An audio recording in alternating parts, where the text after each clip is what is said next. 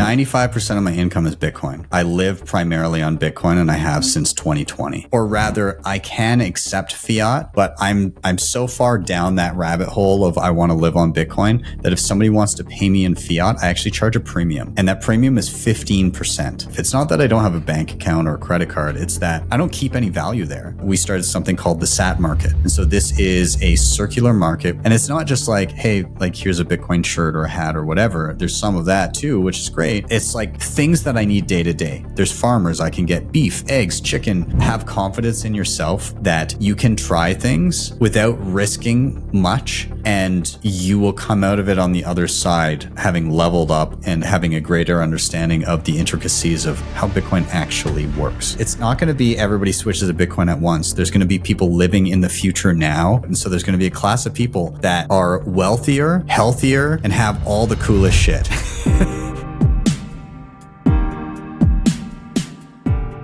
Hi, Ben. How are you doing? Everything fine on your end? I'm good, thanks. Glad to be here. Thanks for having me. Absolutely. And one maybe obvious question to ask, but why are you bullish for 2025? Honestly, I mean, I'm kind of bullish because right now I'm making so many different tutorials and things, and they're all items that came to fruition throughout the bear market. So I'm getting to see the fruits of the labor of people that were working hard when the rest of the world didn't care. And so all those things are starting to land in my lap, and I'm getting to make cool videos and see how much the tools have improved over the past few years. Oh yeah, like this building in the bear market, and then you can see it in the bull market, how it actually shapes out. Like you have been around for quite some time. You have a very successful YouTube channel. How long are you doing that? Ooh, I've this year in May, it will be 9 years that I've been doing tutorial content. Well, all the time with Bitcoin on YouTube, or like other tutorials also? All Bitcoin specific. Well, I should say caveat, when I first started, I dabbled in other coins. But then that was early. So, you can't fault me too much, but I gradually, through careful thought, I came to the point of understanding Bitcoin only, and then started focusing solely on Bitcoin tutorials and content. Wow. It's like with making content so long on Bitcoin, how would you say is this time right now in Bitcoin? Is there something different around in this, as we said before, like now there's the bull market, you build in the bear market. Do you see any difference, or is it like all the time the same thing? It's getting a lot better, and So what I would say is when I started there was a complete lack of content. I was hungry for it. I was seeking it out. I could only find maybe one or two podcasts that I could even listen to that would talk about Bitcoin. And it was, once a week or something. So I was just always waiting for that next episode to come out. And I was very, very curious, and info was few and far between. And in and around educational stuff in terms of how to practically use anything, I spent my first 2 years just tearing my hair out trying to figure out this stuff on my own, because I'm a very visual learner, and there was no video content on how do I do something. Oftentimes people would say, I'd ask in a forum, and they'd say, oh yeah, go to this post that was from a couple of years ago, scroll halfway down through the comments, and some dude left like a little bullet point list of how to do it. Like I do not learn that way. So, but now you contrast that, and you could not consume all of the Bitcoin related content that comes out with the amount of time that you have in the day. And every facet, every little nook and cranny of information, there's tons and tons of content, and not only just content, but content that is presented in an accessible way so that people can actually understand what they're looking at. And that goes for the why of Bitcoin, but also the how of Bitcoin. And that's kind of what I've built around. But I'm not the only one educating people on the practical stuff. There's plenty of other people that are helping people out and educating them in how to properly secure and use Bitcoin. So people today it's a blessing and a curse, because one, you're never not going to be able to find an answer. But two, because there's so much content, there's also a lot of noise. And so if you're brand new to the space, you until you get on the right vein of quality content, you can be very, very distracted by a lot of the noise and a lot of the garbage out there. So it's a double-edged sword. Yeah, I remember in my early days in 2020 when I came into Bitcoin, I listened to a lot of people that I am now thinking, why did I listen to them? Like, even in the first place, like, why would I do that? But you develop that over time. Do you also notice that people are falling fast in the rabbit hole because the content got so much better? Yeah. One of the things that I've noticed the most, especially in doing one-on-ones with people and being able to ask them questions about their learning journey, is how expedited it is, how quickly people have been able to understand self-custody, be able to understand Bitcoin only, things that took me ages because there was no accessibility around that stuff. And then I'll get on a call with somebody and they'll say, yeah, I started 6 months ago or a year ago. And, after X number of months, I figured out why Bitcoin only. And then after another set of months, I figured out this. And on the call with me, they're discussing like multi-sig solutions, and they're using like a cold card, and they're talking about BIP85 and all these like complex things that I'm like, how, like you're a year into your journey and you're just blowing away my pace of learning that I had when I started. It took me years to get to the point of, oh, this is why Bitcoin only. Or it took me, I didn't start diving into these more complex things until way down the line. So it's very encouraging. Again, once people get on the right vein, they get fast tracked in their learning, and they can do so much in so little time. And it's because people are able to stand on the shoulders of those that came before them. Is there something that you still like discover new with like 9 years of learning Bitcoin?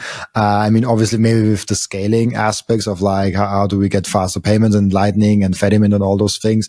But is there something that you're like, oh, like I discovered that the last 2 months and I was not aware of that before? Is there still some things like that? I think the discovery for me at this point comes in and around the bleeding edge new stuff that's coming out, and in and around how some of these layers and complementary technologies work together. I'm very, very curious in and around, yes, things like Arc and Cashew and Fedimints and how they're all going to play together. It's also made me wonder or actually just recognize that I don't know how the average person will first interact with Bitcoin when they come to Bitcoin in 5 years' time. I don't know what that entry layer is, because, fees are low while we're chatting right now, but they've been volatile, so they can spike, and those spikes have created a bit of an urgency. At least they did for a while, an urgency to make sure that people understood how to use Lightning or had optionality in the way that they use Bitcoin to make it easier and cheaper and quicker. All of that.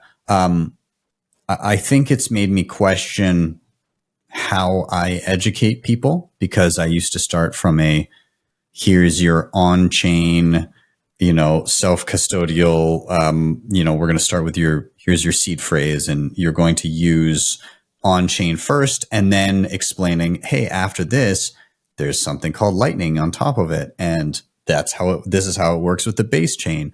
And now Lightning is kind of like the glue that's also holding together all of these other things like Fedimints and Cashew. And such and such.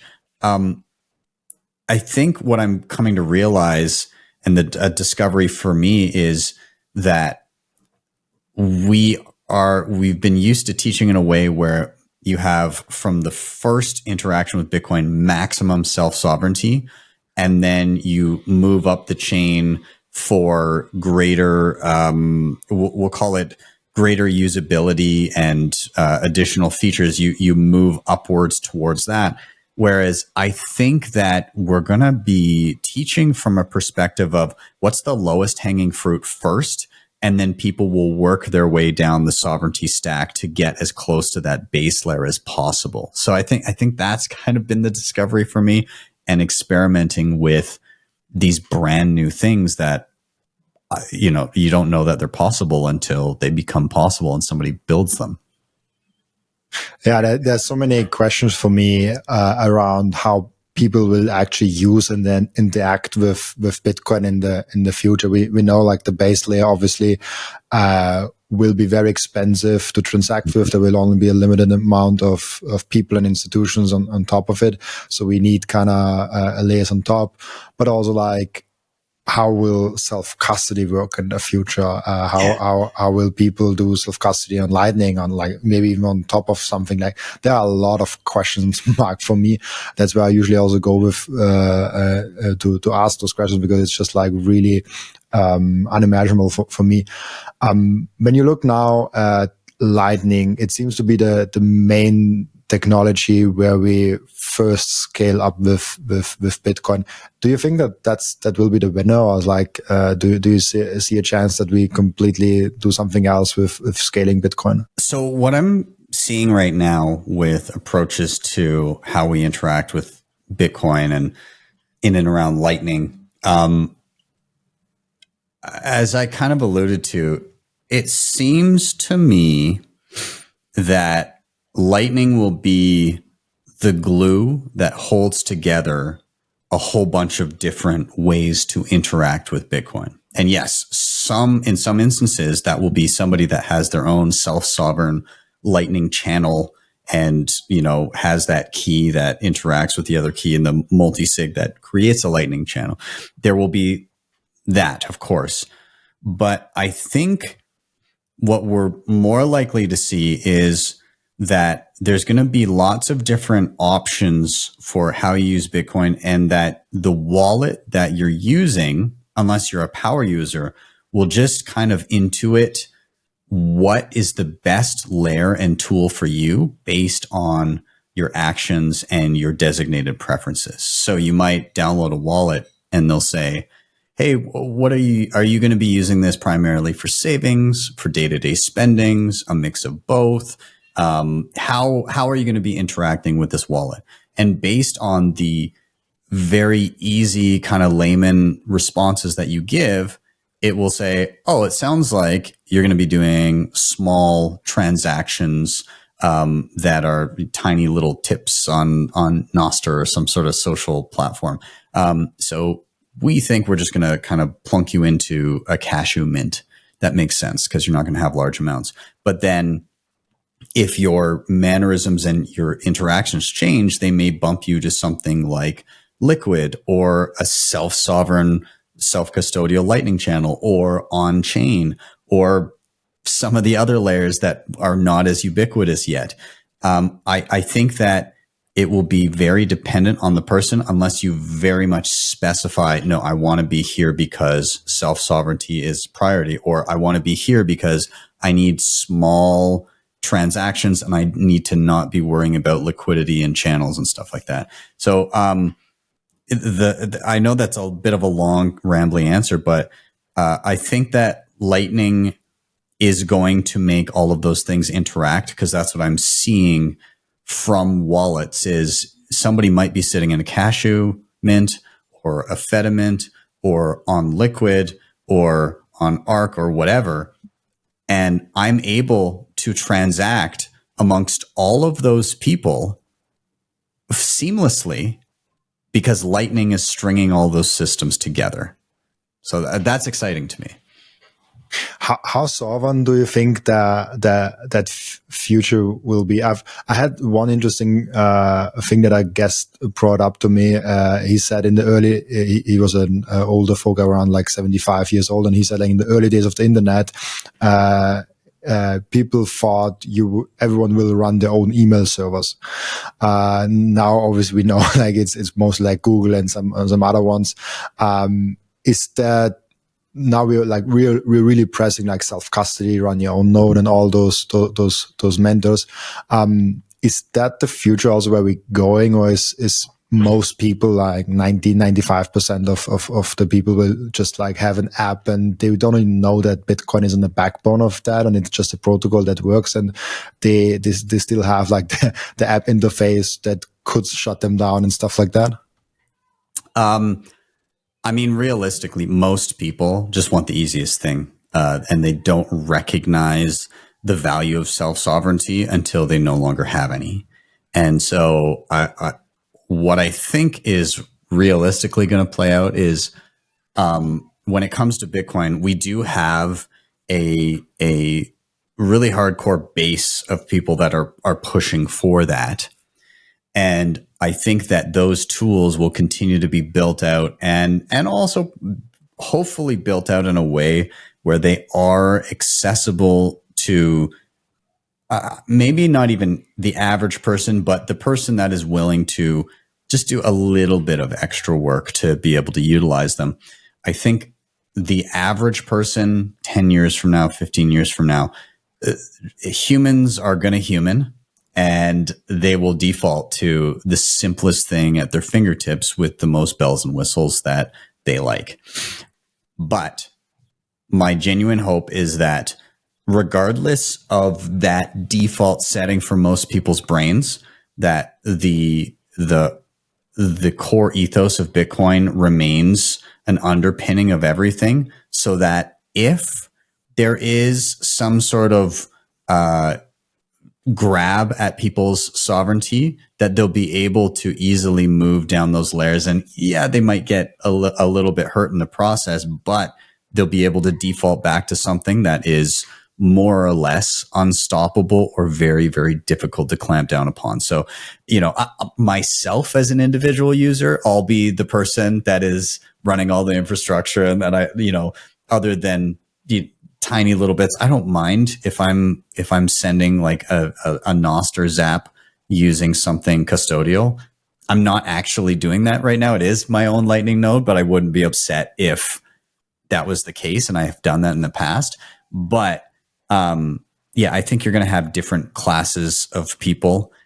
Some people will be running their own nodes and their own Lightning nodes and all of that, and other people will just use the custodial thing that can tell them yes or no. And then my hope is that they will be able to default to the other thing when they are told no. Yeah, it's a practical approach. Like, for example, when I buy a burger in Vienna with Bitcoin or something like that, we have a restaurant here that allows that. I have a small wallet of Satoshi, amount always there to just spend it. There's a maximum of like 100 euros on there. If a wallet of Satoshi now rocks me of this 100 euros, I will make fun of them on Twitter, but I'm not losing my life savings here. So I don't really care. I like the app. It's really easy to use, and it does not make any mistakes, and then I don't have to care for anything. For a small amount, is it okay? But I would never put like all my Bitcoin on there. That would be extremely stupid of me. So I like the approach of do the right thing for don't shoot the bird with like a huge catapult or something like that. It does make sense like that. Yeah, I think I like the approach of something like Fediment, where it's compartmentalizing the risk.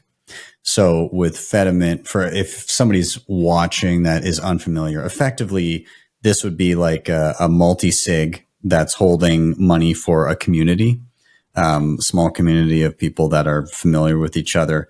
And you can transact with people within the mint instantly, basically perfectly privately, no fees or anything like that. and it's eCash, and it's represented 1-to-1 with the sats that underlie it.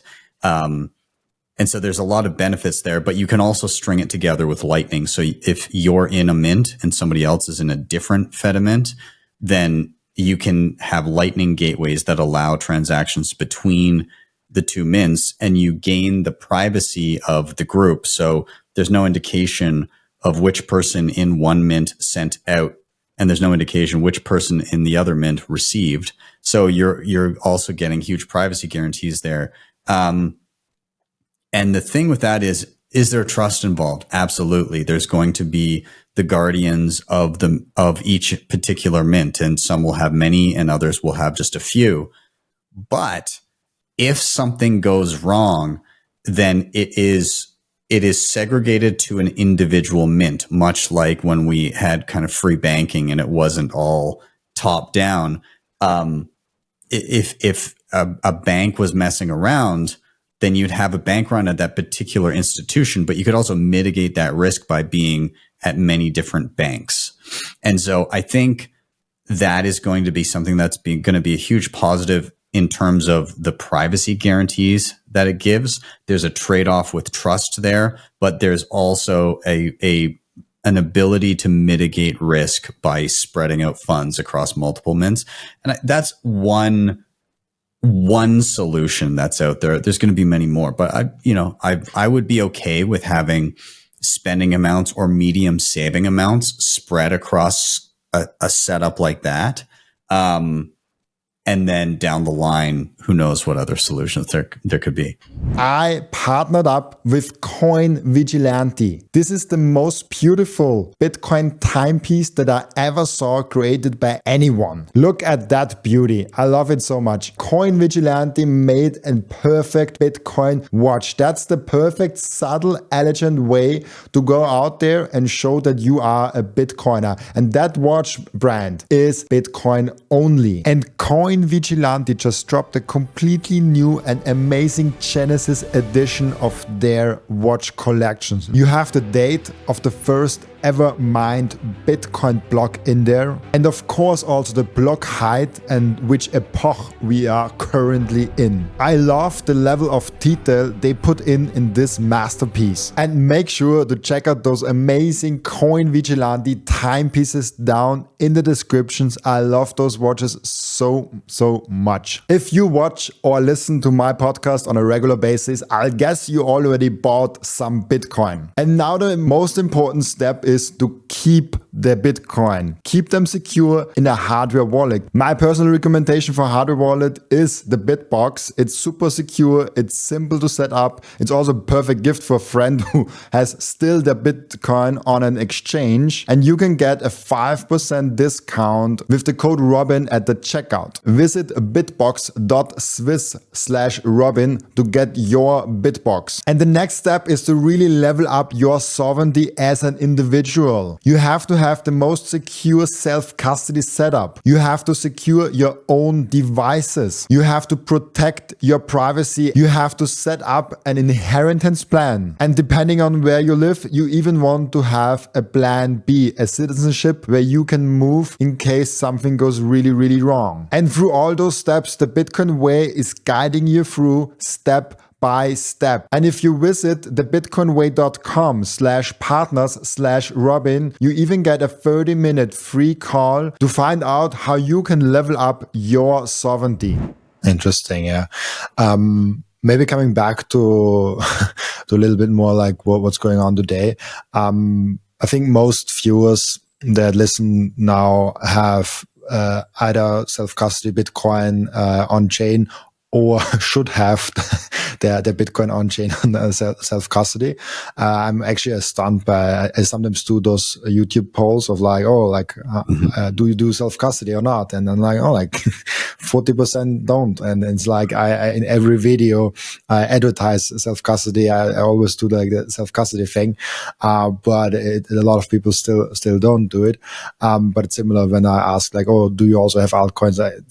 For some reason, altcoiners also like to watch my channel, even though I only talk about Bitcoin.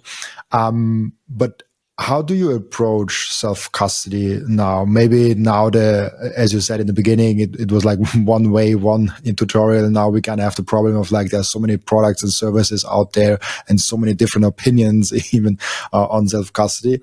How do you approach that when someone comes to like, oh, like, what should I do in my self-custody setup?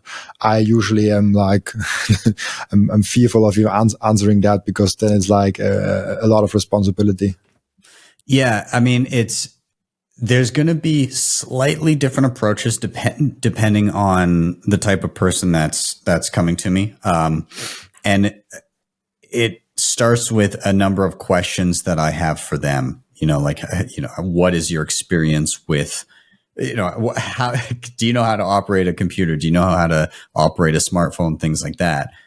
If that part is lacking, then it's going to be a little bit different, and there's going to be some catching up to do, and really kind of being careful and, hedging against mistakes and all that kind of stuff. Like, basically tiptoeing towards more self-sovereignty, but maybe something where the person has the ability to have some fault tolerance. They can screw up a bunch and still be okay.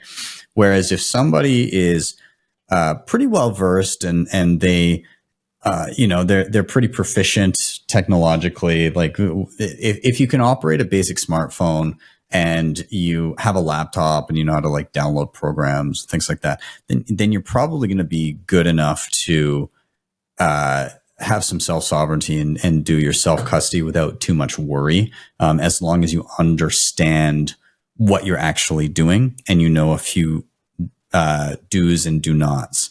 So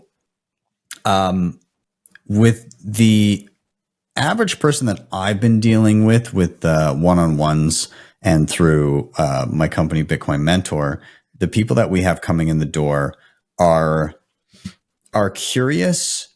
They're very freedom oriented. They understand self-sovereignty, and they know that they're coming to us because they don't want to leave trust in somebody else. They want to be their own person. They want to take control of their own wealth. And so usually if the person already has a preference for hardware, there's, for the most part, there's a lot of things that will just say, okay, well, if this is your personal preference and you already have that device, then let's stick with it. And we'll just make sure that you're solid in your knowledge of it. There are a couple exceptions to that, where if somebody's using a certain device, we may try to, steer them of gradually moving away. If somebody just doesn't know, then I'm a huge Cold Card fan. I love what CoinKite does. So I do chat about them quite a bit. I love the Cold Card. I also like the Tap Signer for kind of like an easy, hey, like something basic. You have a pin and you have a card that you tap to your phone. That's something that people can usually handle. And yeah, so I try to really ask questions of and listen to the person first, and then lead them down that path. The biggest thing is not to throw everything in the kitchen sink at them on day one. It's baby steps based on their skills. And so it's a hard question to answer, but my goal is to get people to have as much self-sovereignty as possible. And if they are holding an amount that to them they're quite worried about and it's ballooned, and then I might lean towards something like an assisted multi-sig solution as well, because that gives them some fault tolerance. Assisted multi-sig, collaborative multi-sig, you mean, or like? Yeah. So like an entity would hold a key, and then you would hold the rest of the keys. And so if you start losing a whole bunch of stuff, you have that fallback of they can't rug pull you, but they can help you sign a transaction. Yeah, super interesting for me is also that I discovered just in the last 6 months, actually, those time locks where a key gets activated after some time, which makes multi-signature even better for me when you have like a key that gets activated. If you don't move it, it's kind of really cool fault tolerance, like a really cool safe for if something goes wrong. Yeah, this all the stuff that's happening in around multi-sig with Miniscript is is staggering. Like the possibilities there, you can pretty much hedge yourself against most possibilities now. And as you said, you can have a multi-sig. Again, just keeping in mind, if anybody's listening and they're like, what the hell's a multi-sig? Think of a digital vault, a regular Bitcoin wallet. You would have a digital vault with a key, which is your hardware wallet or your software wallet that unlocks the vault so you can move the funds. A multi-sig vault or a multi-sig wallet would be a digital vault that has multiple keyholes, and you need a certain number of keys in order to open it and move funds. So more than a single key or more than a single device. The crazy thing about this is you can get so granular with it. You could say, I've got 3 keys that can unlock this vault. I require at least 2 of them to unlock it. But after a certain threshold of time, maybe there's an extra key that comes into play, or the reverse, where it's after a certain period of time, I actually only require 1 of those keys to open it, so that if I lose 2 of the 3, I still have access for a window of time.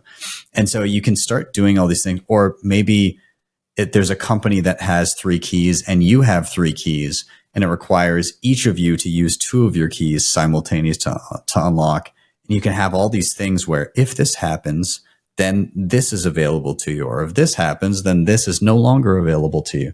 So there's just, you have so many options here, and it can be overwhelming because right now it's kind of a blank slate. But I think what we'll see is kind of these templates that are battle tested and work well for people over extended periods of time.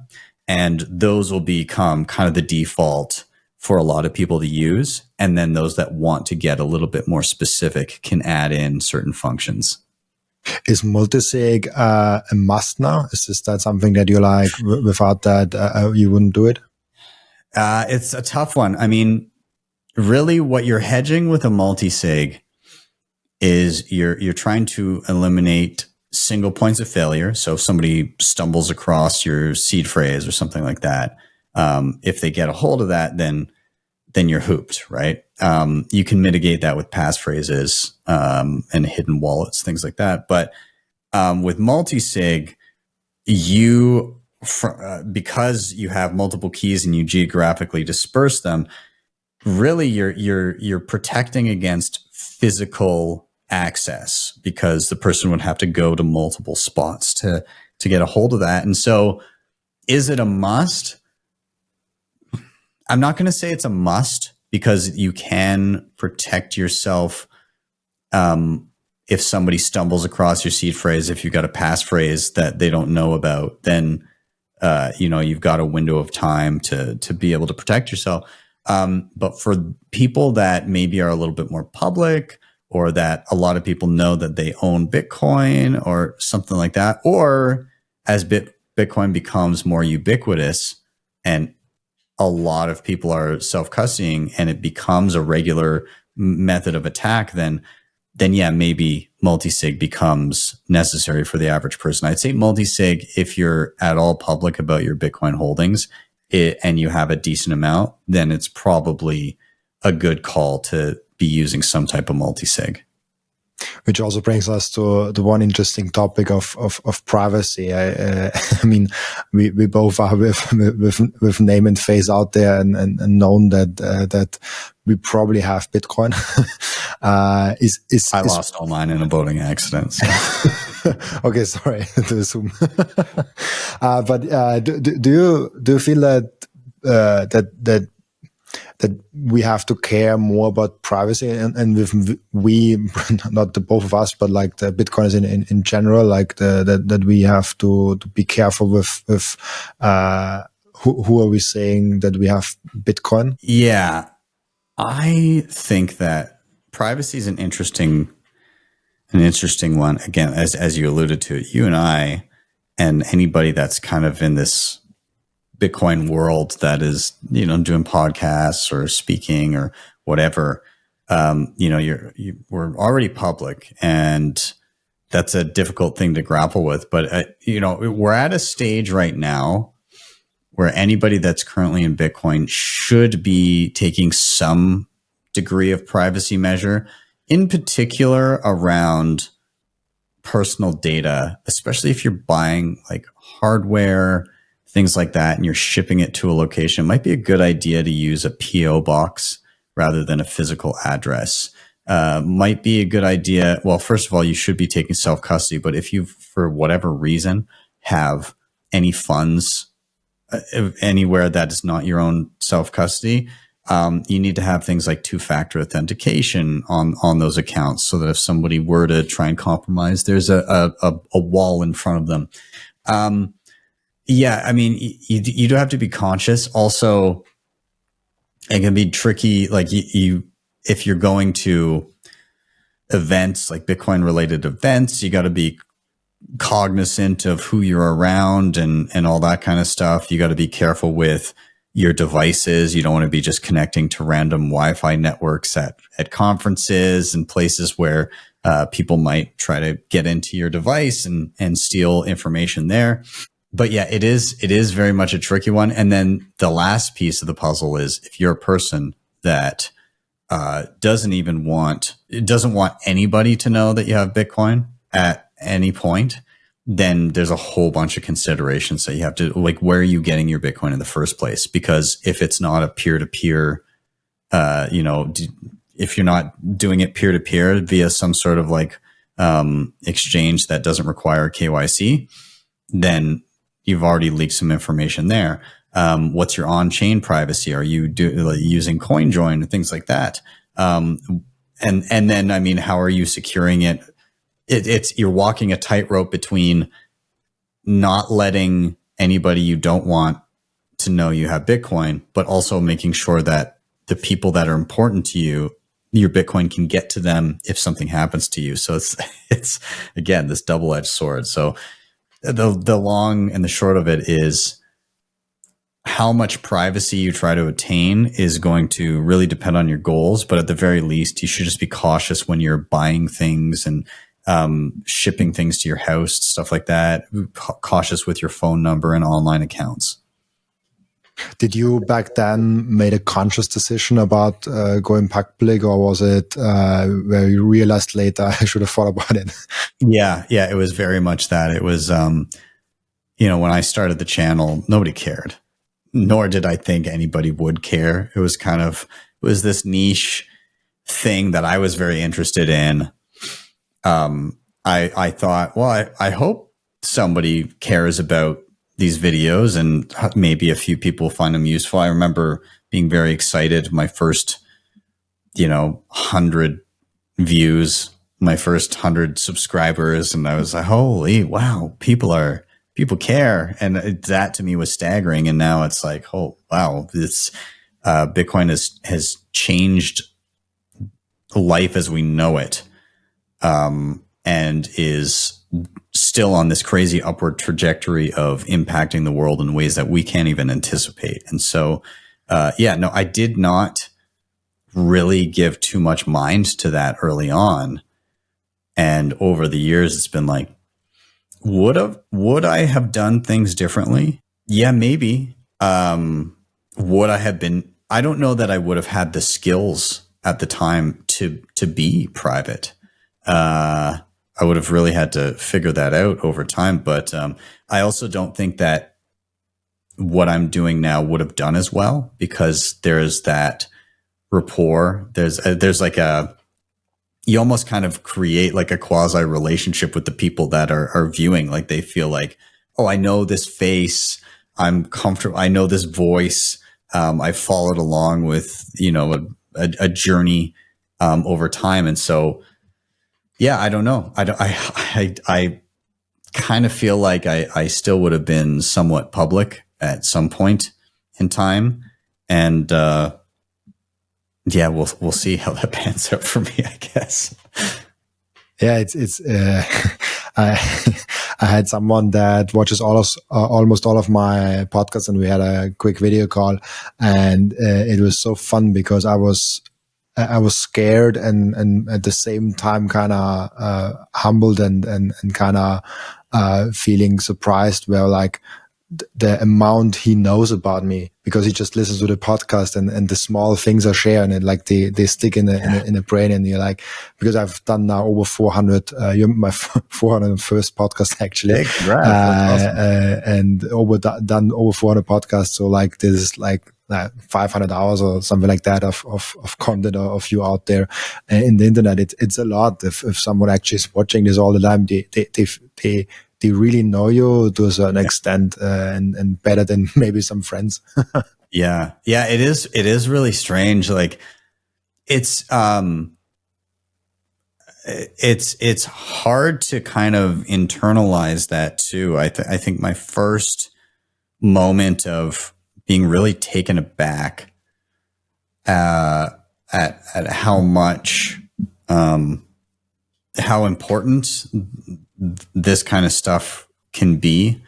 It was actually in Miami in Bitcoin 2021. You know, there was no events obviously the year prior because everything was shut down, but it was the first really big event that I had been to.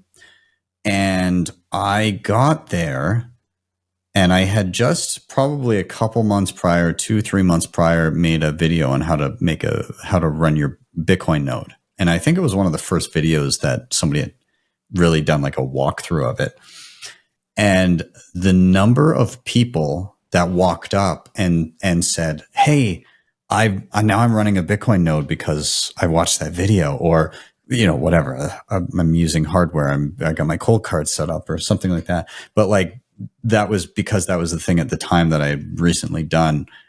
I'm thinking, and I must have had like 10 or 20 people come up and say, "Hey, I'm running a Bitcoin node now." And I'm like, this is one spot where some Bitcoiners have come to get together. But like the number of people specifically saying, "I ran a node," there. And then I'm looking at the numbers on the video, and I'm like, oh, there's, you know, tens of thousands of views on this video. Like, how many of those resulted in somebody? And now it's like hundreds of thousands of views on some of those. I'm like, how many thousands of people are now like running a Bitcoin node because of a video that's put out? So it's like it turns the numbers on the screen into a reality, and you see the passion of the people that have come to Bitcoin and are hungry to learn, whether it be like the philosophical reasons behind Bitcoin or the practical, like, how do I actually do something? It is pretty wild to see, and people that have been along the journey the whole time, like every once in a while I'll run into somebody and they'll be like, "I remember when I used to walk with a selfie stick at the beginning of every video," and I'd say where I was because I was traveling a lot. And so I'm thinking, oh, geez, you've been watching the show for 8 years. That's crazy.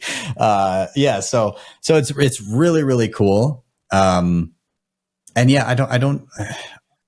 I would have a hard, I feel like I would almost miss that, because it's like a connection. It's like, oh, you've been along the journey with me.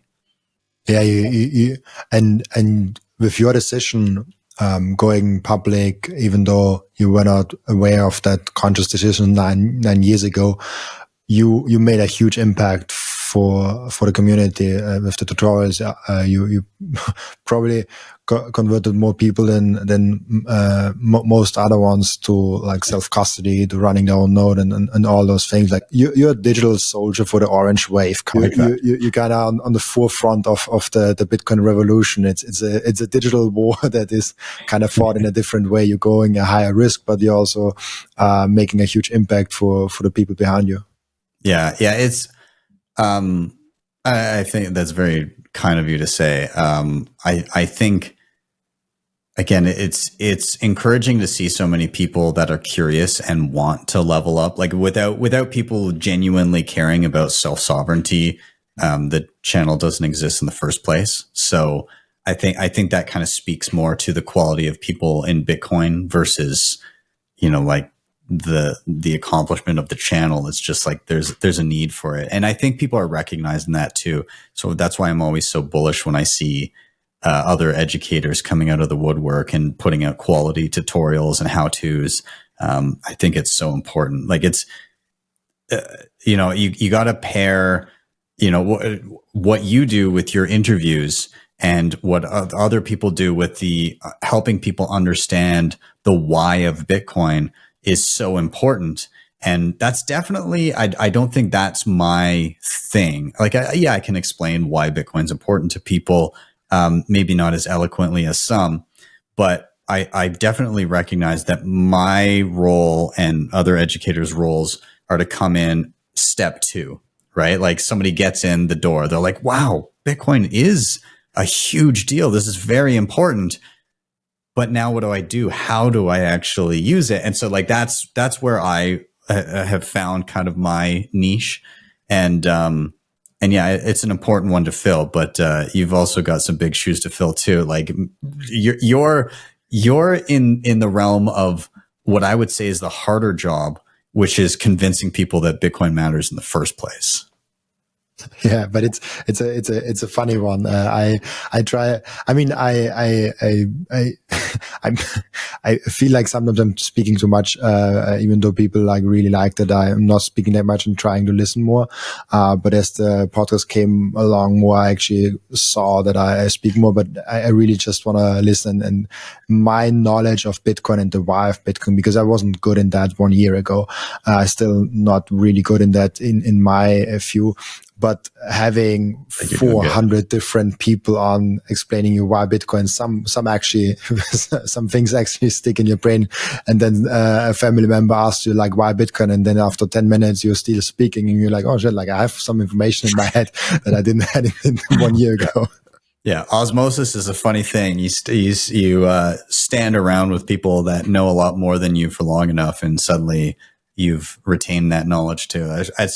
I think it's a valuable thing to, on a quasi-regular basis, feel like the dumbest person in the room, because that's what helps you level up. If you feel like you're the smartest person in the room too often, that's not a good thing. Like you're not growing. You need to shove yourself in spaces where you're maybe not super comfortable. Absolutely. That was one of the reasons why I wanted to do it more and more. I had Jeff Booth. I like Jeff Booth is such a great one because he comes on podcasts like mine that exists for 2 months, had 400 subscribers, and he just comes on and is like, hey, let's do it. And gives me his time and his presence and his marketing and all those things. And I was like that was like, he's the coolest guy I've ever spoken to. And I want to have this more. And then like half a year later, I spoke to Seyr and then so many more. And I was like, oh, like it's really, really cool. And you definitely get something from that. But coming to the how, and especially as you said, sovereign. Maybe before a why question, because I like to ask why questions. Why to be fully self-sovereign? Like what is the intrigue for Bitcoiners to be fully self-sovereign, and maybe then a little bit on how to achieve that? Yeah. So I mean, what drew me to Bitcoin in the first place was the idea of having a censorship resistant sound money. Those are those two facets of Bitcoin were really compelling to me. And, you have to then step back and say, well, how do I know that I'm getting those things? Like where's my guarantee? And so this is also what helped me hone in on Bitcoin only. Like what makes it so that the money that I'm using and saving will continue to accrue purchasing power, and that so that nobody can steal my money away from me, and so that nobody can reverse my transactions or censor them, and all of these qualities that I want out of money. Who says that that's how it's going to work? How do I know? And so how you know comes from being self-sovereign, from holding your own keys, from the ethos of don't trust, verify, from using tools that are open source and allow you to, verify that you actually are holding your wealth and that you're, following the rule set that you view as Bitcoin, and all of these different things. There's all of these qualities here that Bitcoin has, but you don't truly get those benefits in a truly censorship resistant way unless you're self-sovereign. So I guess being self-sovereign as a Bitcoiner all but guarantees you that you get those qualities of Bitcoin and you get them all to yourself. Interesting. And the how has so many different questions and so many different avenues of how to go about it. From like, should you buy non-KYC Bitcoin if you want to be fully private? How far are you taking with the self-custody? You don't want anyone else to have control, but you also want to give it to your kids maybe one day or something like that. How do you navigate to have the most amount of sovereignty while still being a functional member of society? Yeah. So this is a tricky question. And again, the answer for me is going to be maybe different for other people. And so usually the way I like to frame it is I like to ask an individual what facets of Bitcoin are most important to them. Like, why are you here in the first place? And also, what are you most worried about? What are the risks that make you not be able to sleep at night? Where do you see the greatest gap in security that you're worried about? And so that, again, that might be, I'm worried that the government is going to outlaw Bitcoin and then come for my Bitcoin. That might be a worry in somebody's head. Or I'm worried that somebody's going to know I have Bitcoin and they're going to kick open my door and threaten me and try and take it. Or I'm worried that I'm going to screw up and lose my own Bitcoin, or that I'm going to have all this Bitcoin, something's going to happen to me and my family's not going to be able to access it later. So like, where are you worried? Or I'm worried that somebody's going to try and change Bitcoin and it's not going to function the way that I was promised. And so for each of those, there's a tool. There's a thing that you can do. And in some instances, some of those things are a little bit at odds. Like being super private and hidden away and secure may not perfectly line up with your family having a super easy time accessing your Bitcoin if something bad happens to you. Those things, I'm not going to say they're mutually exclusive, but there's not a ton of overlap there in ease of use for uninitiated Bitcoiners to censorship resistant, super private, hidden Bitcoin. So like in some instances, you may be evaluating buckets of risk and diversifying in the tools that you use for the particular job. And so, yeah, like you start at the beginning of the journey. Where am I going to obtain Bitcoin? Well, if I'm super worried about privacy, I'm going to go peer-to-peer. I'm going to use something like, I don't know, HODL or BISC or RoboSats or a local meetup where I'm buying actually from an individual. If it's, I want to get Bitcoin as quickly as I can, as conveniently as I can, you're going to find some sort of an online exchange, and that may require a trade-off in privacy. Then beyond that, okay, I'm worried about getting rug pulled sitting on an exchange, as you should be. Okay, get it off and get it into self-custody. That's already a huge win. Make sure that you have a backup and, that your family knows where that backup is. But then comes I'm worried about somebody coming to my house and stumbling across or explicitly finding my seed phrase and taking my money. Okay, so maybe you're going to add a passphrase. You got to make sure your family knows the passphrase. Maybe you're going to introduce something like multisig, and then you've got a little bit of work cut out for you in making your family understand where those pieces are and then how to use them. I'm worried about somebody changing Bitcoin. What if somebody tries to change the supply to 21 minutes? Well, you're going to take your Bitcoin wallets that you're using and you're going to point them towards your own node that hosts a copy of the rules that govern the network. And so if somebody tries to change it, you and many others will ignore that change. And so there's all these different things that you can partake in based on your perceived risks. And again, the privacy stuff, you can be doing coin journey, using layers that give you privacy. There's always tools for the job, but the tools don't always overlap in a perfect harmony. there's going to be trade-offs depending on what you decide to use for what purpose. Absolutely, and that's where you really like you have to ask yourself like all those questions like, okay, what happens when this, what happens with that, and like then have the strategies in place for that. Really cool. I'm really interested in what you say about that. What is the biggest knowledge gap in the Bitcoin community which you would like to to close? That's a good one. I mean, most Bitcoiners that I interact with day to day, and I'm sure that you interact with day to day, a lot of them at least understand that self-custody is important. And I know that there's definitely people that don't have self-custody. If you don't, like, you need to get on top of that. You need to, that's low-hanging fruit that you should start learning about. I think that, multi-sig is a very useful tool that's only getting better, that people should take a peek into. And the reason that I say that is,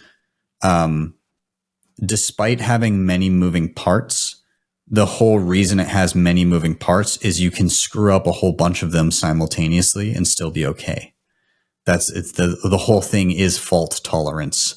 If you make mistakes, as many people do, you still have recourse down the line. And again, this is really going to be taken to the extreme with multi-sig and some of the developments in that realm over the next, right now, but especially over the next few years, that's going to develop very well, where you can screw up in a whole host of different ways and still be okay.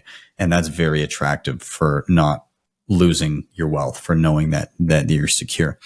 I think that's worth taking a peek into and being privy to. And then the other thing, I think the biggest wealth gap, or not wealth gap, but knowledge gap, may not even be specific to a certain thing, but more so people thinking that they need to know everything about a topic before they try it. And that's not how learning works. You learn by doing. And so what I would say to people, if you're curious about running a node, if you're curious about having a hobbyist home miner or something like that, the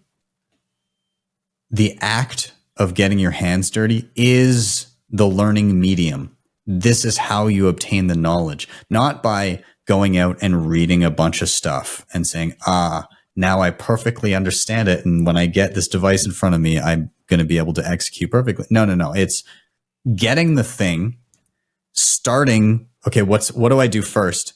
Encountering issues and going, what happened? I don't understand. And then answering those questions for yourself, or finding resources to answer those questions. That's how you actually learn. So I think the biggest knowledge gap, I would say, is more a confidence gap. Have confidence in yourself that you can try things without risking much, and you will come out of it on the other side having leveled up and having a greater understanding of the intricacies of how Bitcoin actually works. That's a good one. You have to try it, and you have to do it. And it's like with with so many things where people are like studying things and then never doing it. I see it all the time. I have a friend, and still to this day, he read the Bitcoin Standard but never purchased any Bitcoin. And he read the Bitcoin Standard around 3 years ago, and I'm like at some point it will be time. But yeah,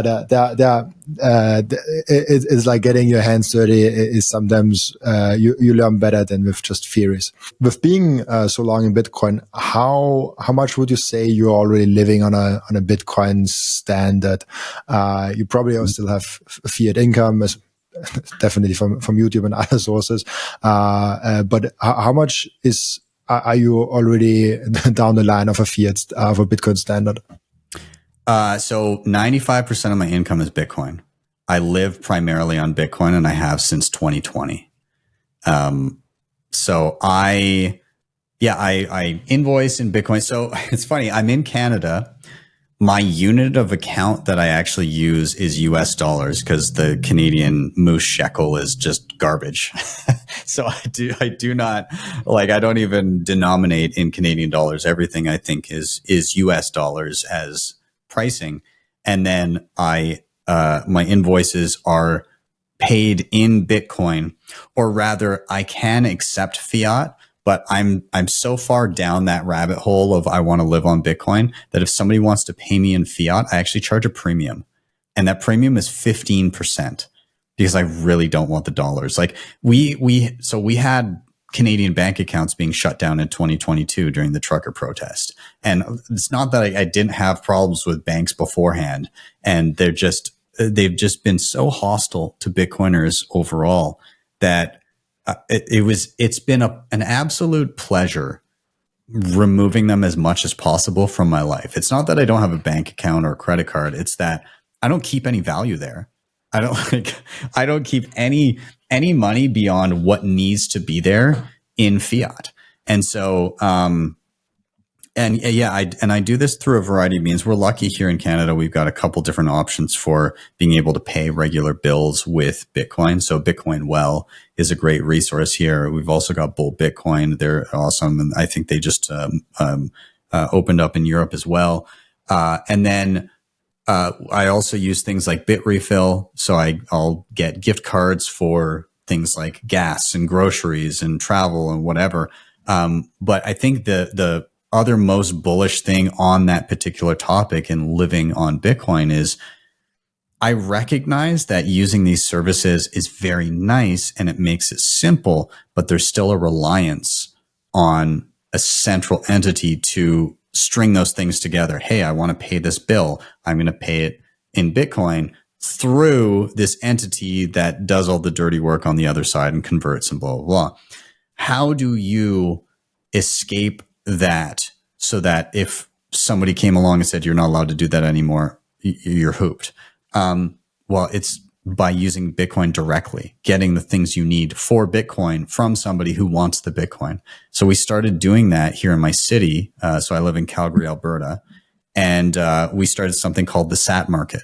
And so this is a circular market. We just started at the Bitcoin meetup, and we said, hey, like, you're all Bitcoiners. You all know that this is better money. You all have skills and you offer goods and services. And you all earn dollars and then convert some of those dollars to Bitcoin. Why don't you cut out one of those steps and just accept Bitcoin, and any Bitcoin that you get, you can save it, or you can spend it at other vendors. And so we started this just over a year ago. So Christmas 2023, we've had a few markets already. We host them a couple times a year. But the goal is to create a community of people that I can get whatever I need. It was a very selfish action. I set it up because I just wanted to live on Bitcoin, but it's become a thing. And so like our last market was in December here.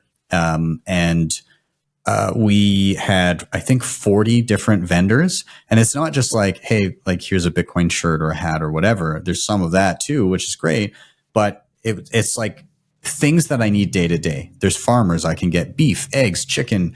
There's people with like honey and tea and all these different things. There's tradesmen. So there's people doing flooring and roofing and electricians. And I have a personal trainer, and I have a cleaner, and I have like all of these different things that I actually use day to day. I have a dentist now that accepts Bitcoin. I've got I'm starting to fill all these gaps where rather than having to go through a service, I can just go get the thing I need for Bitcoin.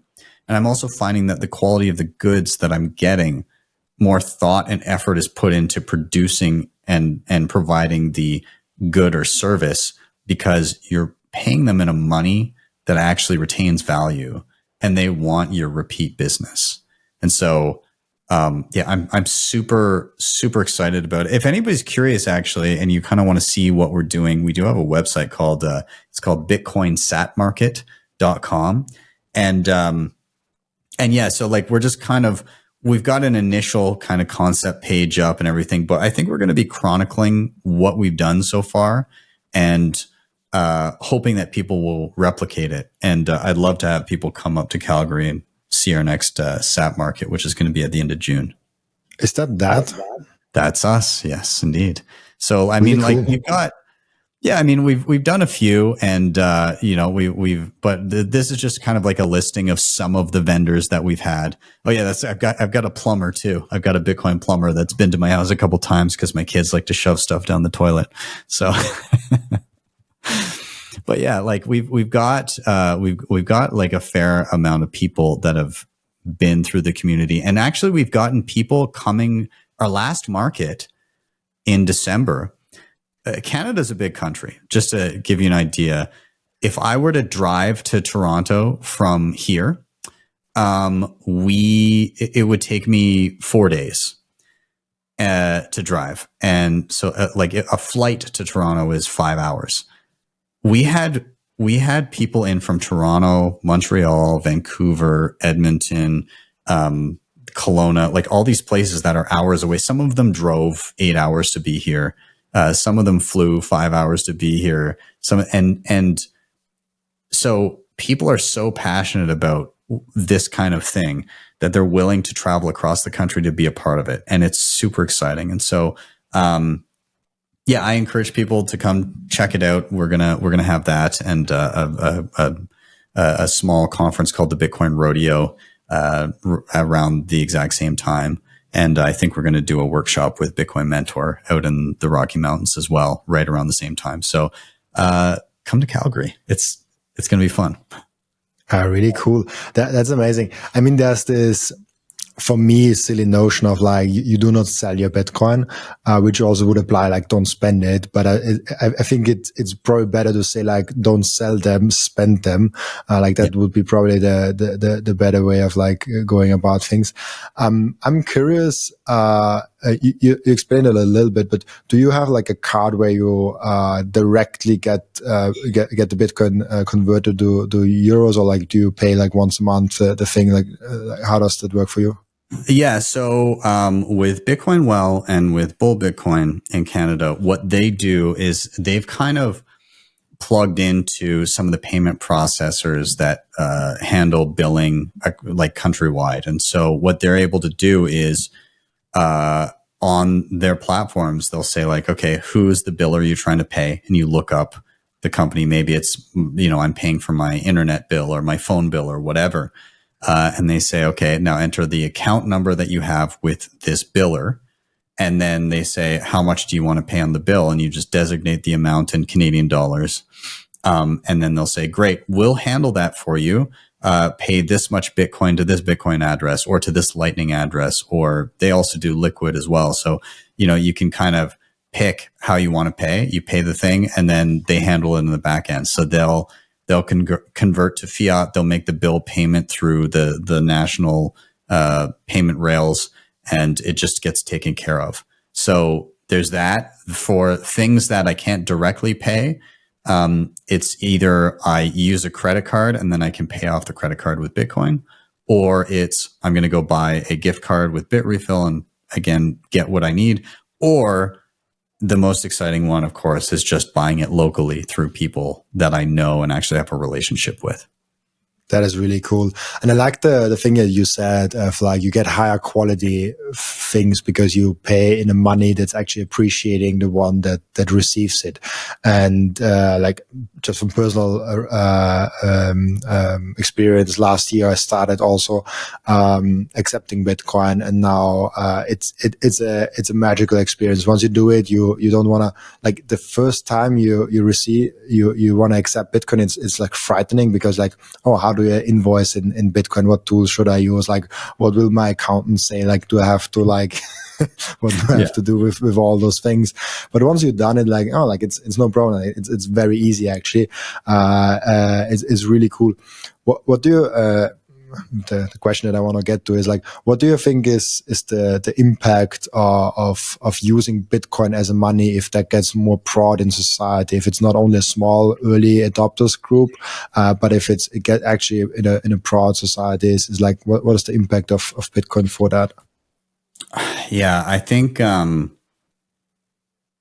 it not only positively impacts. So I mean, the number one thing for me is it makes me obviously want to spend less than I earn, right? Like right now, the average mentality of somebody in the West is they just kind of doom spend, right? Like, cause it's like, unless you're like way, way ahead, a lot of people just don't have a capacity to save, and nor do they believe that they'll really get ahead by doing so. And so like you're forced to either just doom spend or gamble in the hopes that you might make it to retirement. Bitcoin is a different mentality. So when you actually understand what it is and what it fixes, then it encourages more cognizant spending and more conscious saving. And so I think, number one, it impacts the way people interact with money. It impacts the types of goods that they buy. And so what I found too is with Bitcoin, when I'm getting stuff day to day that I might need for my home or whatever, I am way more likely to actually buy the more expensive thing that is going to last me forever, instead of the cheap thing that's going to break and I'm going to need to replace. I want high quality things that are going to last forever. So an example, when we first moved into the house that we're in now, we needed a kitchen table. We're looking at like IKEA and stuff like that. And we're thinking, oh, maybe this one, maybe that one looks nice. And we realized that that piece of furniture is going to fall apart and look ugly much, much more quickly. And we wanted something that was going to be there that we'll just have until we're old, and then maybe just pass on to our kids. So what I ended up doing is I paid in Bitcoin. I got somebody that I knew locally to build me a table. The base is solid oak and the top is like, is it granite? I can't remember. Anyways, it's like the table weighs like 350 pounds or something like that. If my house was hit by a tornado, the table would still be here. And so that table, we'll have it for the rest of our lives, and it'll probably go to our kids. So like, versus the crappy IKEA table that actually probably wouldn't have cost that much less, would have been in a few years, would be like, oh, this is a piece of crap, let's get a new one. So like it changes your mentality around that. So like, I think we're going to be in a world where all of a sudden there's going to be, because it's not going to be everybody switches to Bitcoin at once. There's going to be people living in the future now and people seeing the difference that plays out. And so there's going to be a class of people that are wealthier, healthier, and have all the coolest shit. And everybody else is going to be like poor, fat, and everything that they own breaks. So, and they're going to be like, what's happening over here? Why is everybody flourishing? And it's literally going to be, just change your money and you'll change your life. I just had in my head this sailor meme of like, we call them poor. Yeah. I mean, it impacts a lot. And, a lot of people can be very dismissive of, oh, just changing the money doesn't really change that much. It might have an impact, but not that much. No, I firmly believe that it permeates and causes ripple effects through every other facet of everyone's lives once they make that shift. I have one question that I ask each and every one of my guests, and the question is, what can we learn from you besides Bitcoin? Ooh, I've found that through my Bitcoin journey, it's made me question a lot in and around everything else in my life.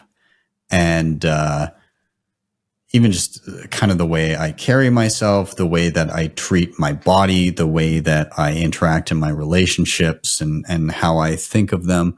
So, I mean, what I would say outside of Bitcoin is look into what I'm on a kick of right now is, what am I consuming in terms of what am I putting into my body, and how am I using my body in a way that benefits it rather than hurts it. And when you look into the food system, I read Fiat Food, which was eye-opening, and I'm on a kick of how can I improve upon what I'm doing to myself.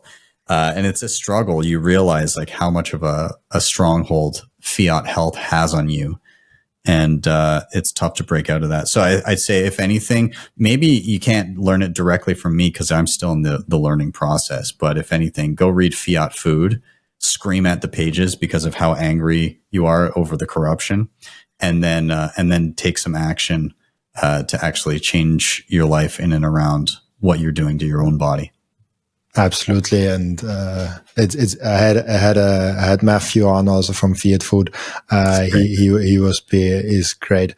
I think it was a lot of, I learned a lot of new things about the food supply, especially, and those things. Yeah, really cool. We have an end routine in the podcast where the previous guest is asking a question for the next guest without knowing who the next guest actually is, and the previous guest is asking you the question: which is the most inspiring story on Bitcoin which you ever heard? Ooh, yeah, I know right away what it is. I've been doing some work with the Human Rights Foundation the past couple of years, past 3 years, maybe more official capacity this past year. But I went to my first Oslo Freedom Forum in 2022, and I listened to a woman on stage from Nicaragua, and she was talking about her husband, who was opposing the local government and running against them, and giving, basically throwing up red flags like, hey, these guys are leaning very totalitarian. When she was giving the speech, he had been abducted. She hadn't seen him in 2 years. He was in a Nicaraguan prison somewhere. They had a daughter together that was, I think, 7 when that initially happened. And so I listened to this and I was, oh my God, what a horrid story. Later on at that same conference, I did a workshop on how to use a Bitcoin wallet and how to send and receive and everything. When I watched that talk, I was kind of far away, so I couldn't really see who she was. But unbeknownst to me, she was at that workshop, and then afterwards had tons of questions, and she was learning how to use Bitcoin wallets and everything. Oh, so like I can get money into and out of the country without it stopping, and like, let's figure out what I can do with it once it's there, and all this stuff. So she then started kind of integrating that into her work to help fund their efforts. And I showed up next year to the same event, and the first person out to speak on the stage was her husband, and he had been freed. And the first thing that they played on the screen was his reunion with his daughter for the first time in 2.5, 3 years. And like, I was a mess. I was a wreck in that front row. And then they bring his daughter out on stage with him and everything. And I'm just like, oh my God. Like I had to leave the room after that and just go for a walk, like call my wife. I'm not doing okay here. Like, it's really good, but holy God. And then after that, this past year in October, I got to meet the whole family. I got to meet her husband. And, you know, I'm kind of helping them on the Bitcoin front a little bit, and it's just kind of come full circle. But and she's now helping with education in and around Bitcoin. And so it's just like that trajectory of what's happening there is it's one of the most inspiring things that I've ever experienced. And it's just like one of the most, like that thing for me, I don't know how much more I can communicate that, but like it's been one of the most impactful things that I've experienced. So yeah. There you go. That's probably the most wholesome way of closing this podcast. So I will not do any bad and say anything to it. I think it's a really cool and an inspiring story. Really wholesome. Really, I love that. Before I let you go, I usually ask the guests like where can people find you, but they probably already are aware of you. But for a few people that aren't aware of you, where can they find you, ask you questions, and reach out to you? Yeah. So if you're looking to learn and get educated on Bitcoin and the practical how-to, just go to YouTube and search BTC Sessions, and there's a ton of content there that you can find in tutorials. And if you're looking to use a wallet or something, you could probably find a video on it. I've probably done it. If you need a little bit more hand-holding and you need some one-on-one help, My company is called Bitcoin Mentor. So you can find us at bitcoinmentor.io. And that's where you can reach out and whatever problems you're working through, whatever help that you need, you can find it there. And then, of course, you already pulled it up, but Bitcoin Sat Market, if you're curious about our circular economy, bitcoinsatmarket.com. Thank you so much, Ben, for being on the show and being so gracious with your time. Also, thank you so much for everyone that is watching and listening, for joining us today. As always, I'll be back tomorrow with another episode. Bye-bye.